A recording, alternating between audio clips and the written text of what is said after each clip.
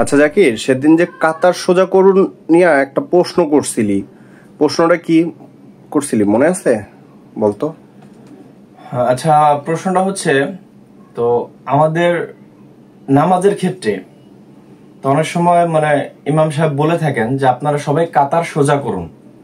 তো ওই কাতার সোজা করুন বলতে এটা কিভাবে সোজা করার বিষয়টা বুঝাইছে এবং এটার গুরুত্বটা কি?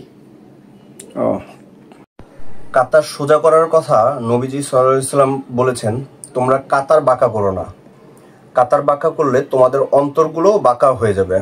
মুহাম্মদ সাল্লাল্লাহু আলাইহি ওয়াসাল্লাম আরো বলছে, কাতার সোজা না করলে সমাজে বিভেদ ফ্যাসাদ বৃদ্ধি পাবে। আর ওই যে তোর প্রশ্নের মতো যে কাতার কিভাবে সোজা করব, আসলে এই জিনিসটা আমাদের ইমাম মুয়াজ্জেমরা বলে, কিন্তু তারা জিনিসটা বুঝায় বলে না। অনেক মসজিদে বলে, আলহামদুলিল্লাহ আমি অনেক মসজিদে নামাজ পড়ার সুবাদে দেখছি যে অনেকেই বলে যে আপনারা কাতার সোজা করুন। কাতার কিভাবে সোজা করবেন?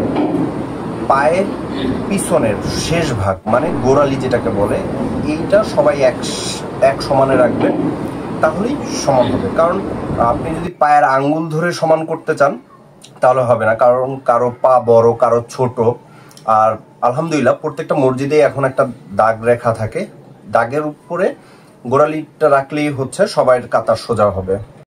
নবী করিম সাল্লাল্লাহু আলাইহি ওয়াসাল্লাম আরো বলেছেন কাতারের মাঝে ফাঁকাগুলো বন্ধ করতে।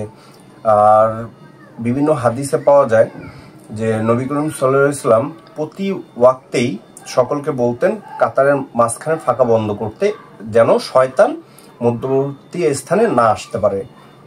তাই কাতার সোজা করা এবং কাতারের মাঝখানে ফাঁকা বন্ধ করা নামাজেরই একটা গুরুত্বপূর্ণ অংশ। ইভেন এইটা নিয়ে প্রত্যেকটা ওলামা ইকরাম ইভেন সবাই এটার ব্যাপারে খুব গুরুত্ব সহকারে বলছে, কেউ দ্বিমত করতে পারে না।